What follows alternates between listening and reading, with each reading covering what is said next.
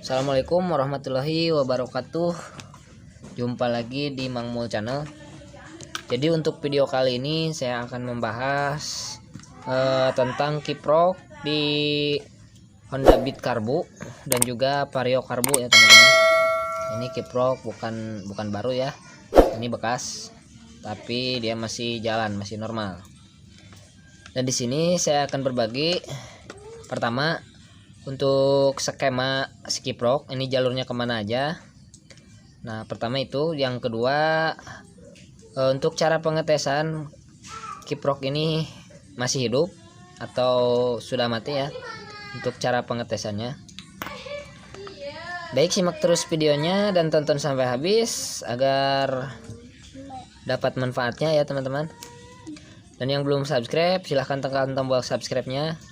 Dan yang udah subscribe, terima kasih sudah menonton. Semoga sehat selalu, dimudahkan rezekinya.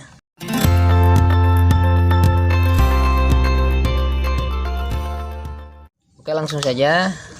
Yang pertama saya akan bikin skemanya dulu ya teman-teman. Jadi saya akan bikin skemanya dulu di sini. Nah, kita gambarkan untuk soket.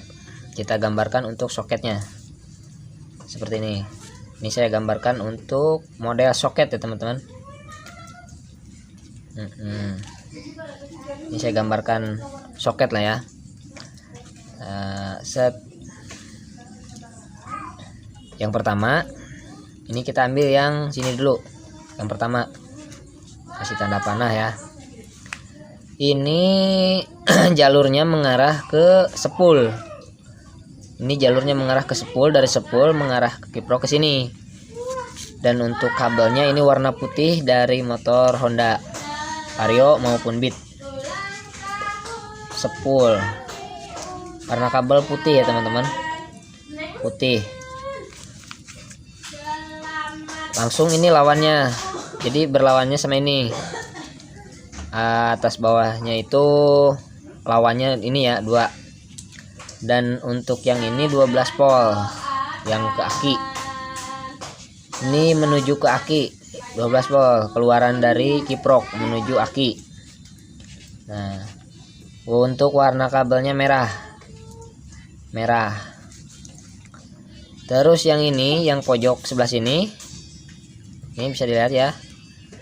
Yang sebelah sini ini ground ke bagian body, ground pokoknya ya, masa si kiprok ini. Oke, kita tulis masa atau min. Masa untuk warna kabel biasanya itu warna hijau. Untuk warna kabel warna hijau. Dan selanjutnya satu lagi. Nah, ini mengarah ke dari spool ya, dari spool ke sini. Ini menuju ke lampu. Nah, biasanya misalkan ini spool mengarah ke kiprok, dan dari kiprok tuh kabelnya jadi satu seperti ini. Ini ke lampu. Ini ke lampu. Ini ke lampu ya. Lampu. Ini dari spool. Spool seperti itu. Untuk warna kabel di sini warna kuning. Oke ya. Semoga bisa dipahami. Nah, bisa dilihat ya. Jelas. Dan sekarang untuk selanjutnya, nah ini sudah saya sediakan soket, tapi ini soket bukan soket bawaan motor ya. Jadi kadang-kadang kita membingungkan, apalagi intinya buat pemula lah. Dan untuk skema ini juga intinya buat pemula. Nah, kita sama-sama belajar ya teman-teman. Bukan maksud saya di sini untuk menggurui, tapi hanya berbagi atau sharing ya teman-teman. Mudah-mudahan ada manfaatnya gitu. Dan untuk soket ini kan misalkan beli soket dari toko ya. Untuk warna kabel itu nggak sama kayak original bawaan motor untuk warna kabel. Nah, bisa dilihat kan di sini warna kabelnya ungu, kuning, merah sama putih. Dan untuk jalurnya juga sudah berbeda. Nah, untuk jalurnya juga sudah berbeda, tidak sesuai dengan yang digambarkan ini untuk warna kabel. Ya. Jadi intinya kita harus tahu dasarnya. Takutnya bila mana kedapatan motor kiproknya mati, tapi kabelnya ini posisi udah diganti seperti ini, otomatis ini lakban ya, solasi nggak kelihatan. Kita ganti, kita mengira warna kabel ini bener, padahal salah gitu ya. Jadi alangkah baiknya kita mengetahui skema ini. Dan untuk cara pengecekan bagaimana kiprok ini masih hidup atau sudah mati, jadi seperti ini. Di sini saya menggunakan multitester. Dan mohon maaf untuk multitesternya ini tidak begitu bagus ya teman-teman. Bisa dibilang jelek lah. Tapi yang penting masih berfungsi. Nah, teman-teman biar lebih jelas saya dekatkan ya, saya zoom. Nah, untuk multitesternya perhatikan baik-baik. Kita arahkan ke 1 kilo di bagian multitester. Kita colokkan, ini kan bagian plus merah ya, plus kita colokkan ke bawah. Nah, ini yang ke arah aki, yang kabel merah 12 volt bawah. Dan untuk satunya kita colokkan ke bagian min yang atas. Nah, seperti ini tuh, dia ada gerak ya, ada pergerakan. Itu menandakan kalau ada pergerakan ini masih connect atau masih nyambung. Coba kita balik, dan seharusnya jika kiprok ini tidak bermasalah atau bagus ya, atau baik-baik saja, saat dibalik posisi tester ini tidak akan bergerak, itu normal.